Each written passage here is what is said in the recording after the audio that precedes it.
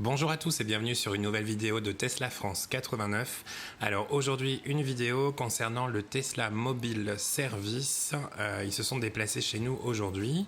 Donc pour ceux qui ne savent pas ce que c'est en fait au niveau du SAV, donc si vous avez un problème avec votre voiture technique, soit vous vous déplacez au niveau des service centers, donc les garages Tesla, qui ne sont pas forcément d'ailleurs aux mêmes endroits que les boutiques auxquelles vous avez commandé votre voiture.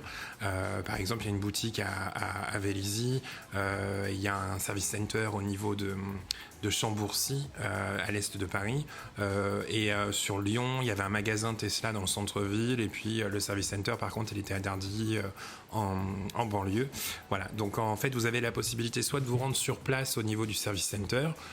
Donc ça ressemble, on a eu l'expérience, je vous mettrai le lien dans la vidéo.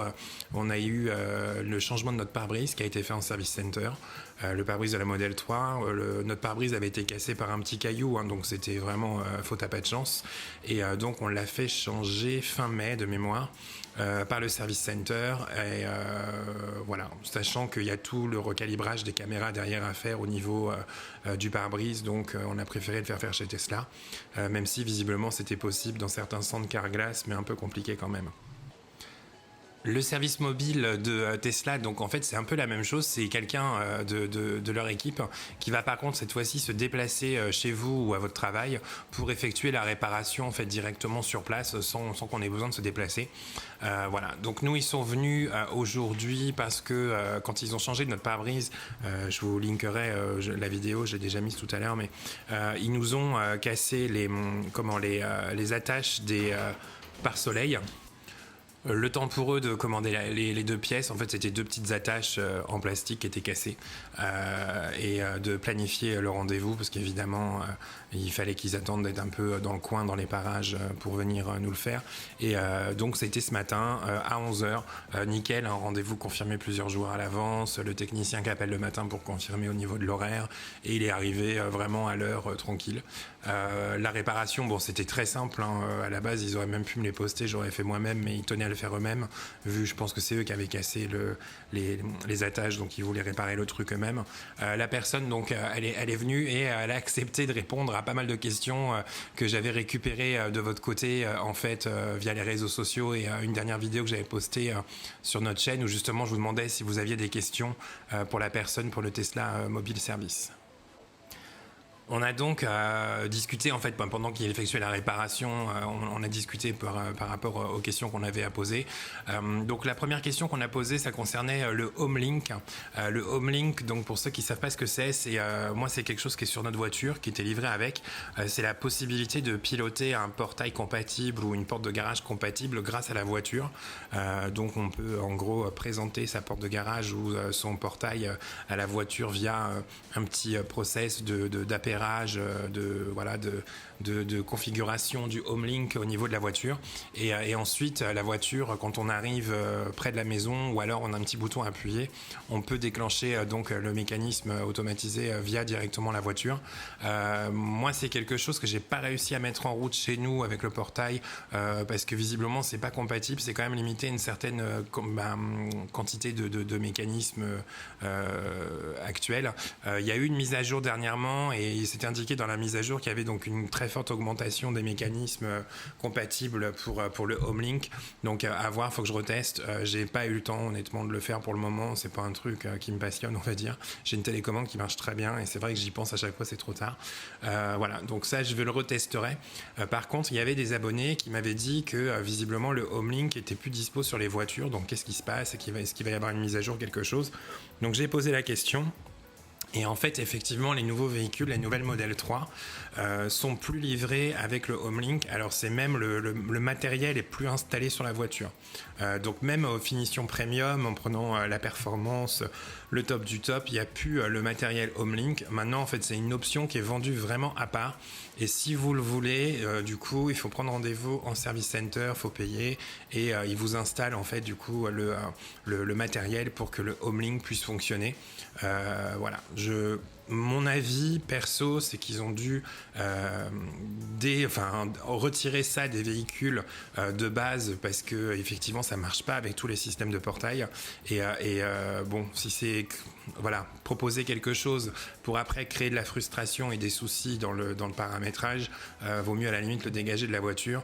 C'est pas quand même la fonction primaire de la voiture d'ouvrir le portail. C'est pas une télécommande à portail à la base qu'on achète, mais c'est vrai que du coup maintenant ils le proposent en option, et je pense qu'avant de le proposer et de vous l'installer, ils vérifient avec vous effectivement si du coup il y a bien la compatibilité avec votre système de mécanisme chez vous. Voilà, donc c'était la première question. Ensuite, on a discuté de tout ce qui est recharge. Parce que j'ai posé la question, on me demande souvent si quand par exemple on rentre chez nous, on a réglé par exemple la recharge à 80% maximum, on rentre chez nous à 78 ou à 75, est-ce que ça vaut le coup de brancher la voiture toute la nuit pour que du coup elle se charge, elle se décharge un peu, elle se recharge, ou alors est-ce que c'est pas mieux de en fait la laisser débrancher et puis de la récupérer le lendemain à 74 ou 73, mais au moins on l'a pas fait en fait des espèces d'aller-retour de charge et décharge toute la nuit avec le chargeur branché. Donc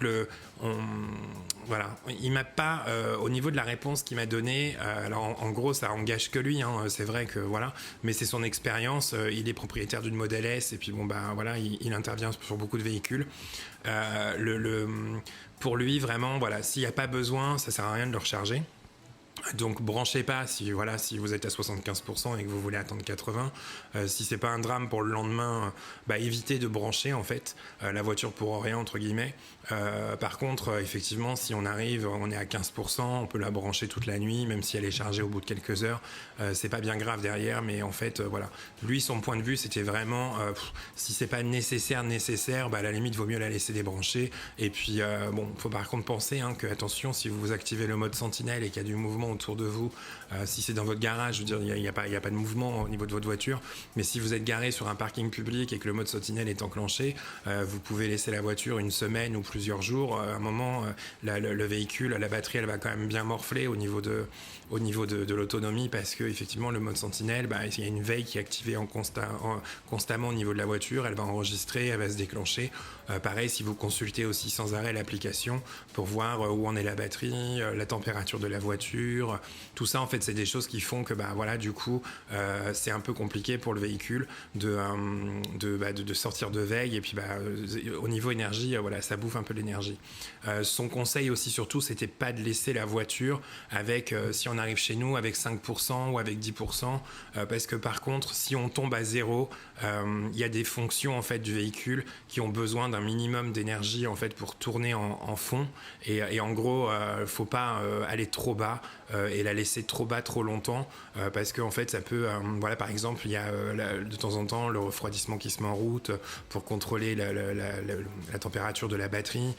Il y a plein de choses comme ça en fait qui se passent au niveau de la voiture indépendamment de nous, et du coup il nous disait que vraiment par contre si on était à 5, 10, 15%, valait mieux la brancher pour être sûr de ne pas tomber en panne de batterie pendant la nuit, et que du coup la voiture elle soit vraiment vide, et puis qu'elle puisse pas assurer ses fonctions de base, on va dire, pour se protéger et s'entretenir.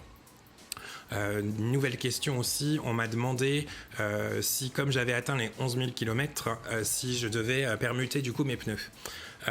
Donc là la réponse a été que nous on a le modèle dual motor, donc avec un moteur à l'avant et à l'arrière, et donc d'après le technicien l'usure des pneus avant-arrière en fait se fait de manière équivalente, parce qu'on a vraiment un véhicule avec donc 4 roues motrices, donc pas de nécessité de permuter les pneus.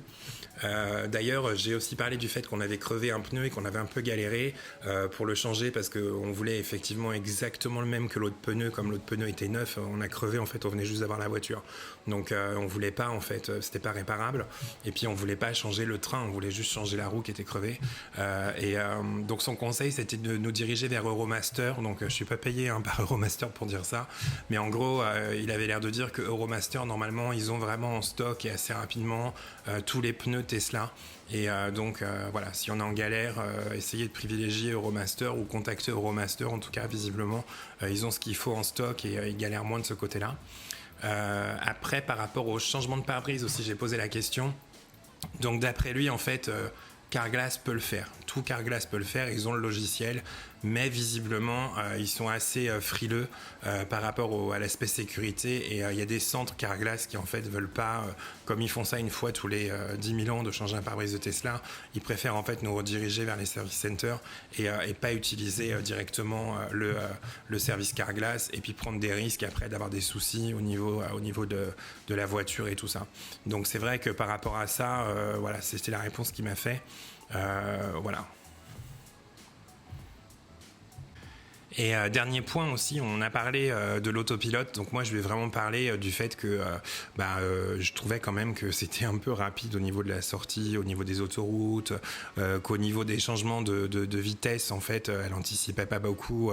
Quand on passait d'une zone limitée à 130 à une zone limitée à 110, elle anticipait pas du tout, le ralentissement, et qu'il fallait qu'on intervienne nous au niveau des molettes. Et puis surtout aussi, on m'avait posé la question concernant l'autopilote par rapport à un tweet d'Elon Musk où il affirmait que la version, parce qu'actuellement on a tous je sais pas, mais moi en tout cas mon véhicule, on est en génération 2.5 pour l'autopilote au niveau du matériel physique, de l'ordinateur, de la puce, des caméras, des capteurs, et que la conduite autonome, donc le full self-driving, donc c'est ce qu'on a pris nous en option à l'époque, et qui est maintenant d'ailleurs en option aussi, puisque l'autopilote est de série mais pas la conduite autonome. La conduite autonome, il faut rajouter un supplément.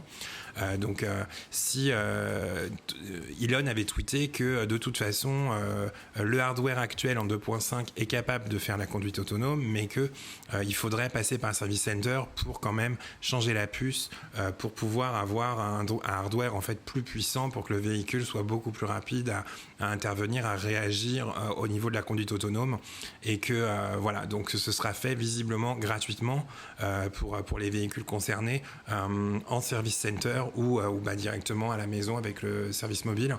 Donc ça, je vais poser la question parce que c'est vrai que c'est un peu flou, on n'a pas trop d'infos, et voilà, donc pour lui par contre c'est visiblement une info qu'ils ont qui est très claire chez eux.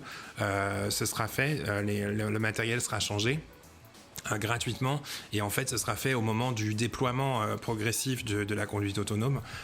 Pour eux, le discours qu'ils ont, c'est qu'au jour d'aujourd'hui la technologie, ils l'ont, elle est bonne, c'est juste que c'est au niveau des réglementations et au niveau de tout ce qui est administratif derrière, au niveau de l'Europe, au niveau de la France, et voilà. Donc pour eux, ils vont déployer le matériel en même temps que il y aura les mises à jour, en même temps qu'il y aura les évolutions au niveau de tout ce qui est réglementation concernant la conduite autonome.